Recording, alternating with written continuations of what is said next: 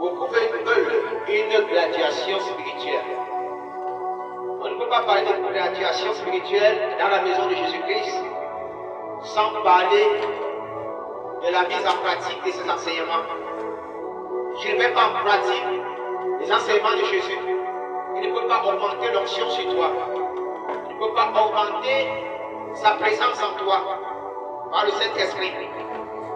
Alors ta prière sera vaine. Si tu ne te sanctifies pas, si tu n'abandonnes pas le vieil homme, ce qui est nauséabond devant Dieu.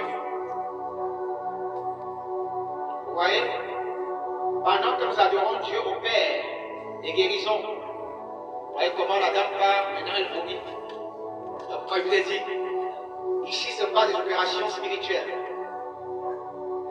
Vous suivez comment elle vomit là.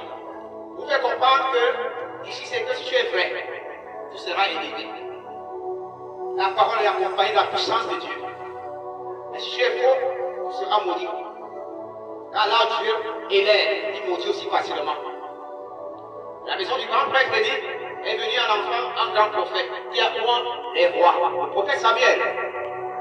Dans la même maison du grand prêtre dit, on a tué 2 enfants. Dieu a tué 2 enfants. On va décider.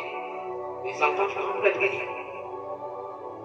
Parce qu'ils étaient nauséabonds devant Dieu, leurs actes. Ils s'en foutaient de Dieu. Ils profanaient l'autel de Dieu. Ils vivaient comme si c'était au bar, la débauche. Ils s'en foutaient de qui était Elohim, Adonai. Il y avait Sabaoth. Pour eux, la vie c'est zéro. Leur père les agace avec le service de Dieu.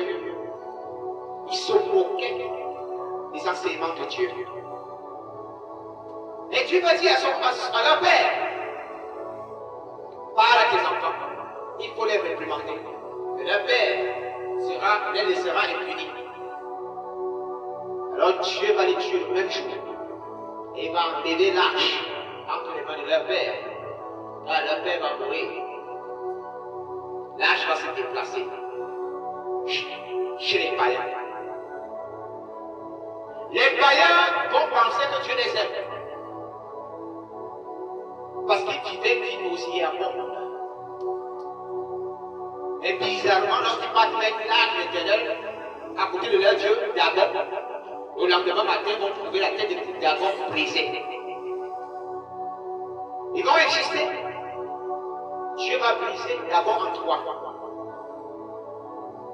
En 3. Le premier acte, Dieu va d'abord remplir la statue de Dagon. Premier acte. Ils vont exister, Dieu va briser Dagon en 3. Cette statue. Ils vont continuer à exister, faisant des rituels avec d'autres dieux, ayant l'âge d'Éternel dans leur salle des rituels. Et Dieu va commencer à les envoyer les hémorroïdes. Il y a certaines maladies qui nous localisent parce qu'on a passé notre temps à maudire l'Éternel et tant avec lui. Parce qu'on a passé le temps à mélanger l'Éternel. Malheur à ceux qui appellent le mal bien. Isaïe chapitre 7. Malheur à ceux qui appellent le mal bien. Ils peuvent aujourd'hui venir à l'assemblée et demain,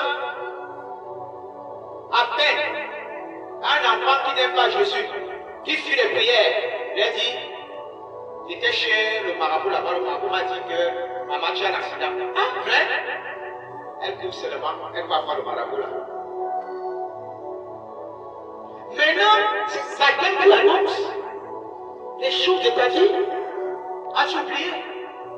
Ce qui est arrivé à ce roi perverti, aujourd'hui, tellement il avait profané les sentiers de l'Éternel, comme lui chiffrait. Il était dans son placard en train de fouiller, il ne sait quoi. Il va glisser, il va tomber. Une petite fièvre va commencer à inonder son corps. Il va appeler ses subordonnés.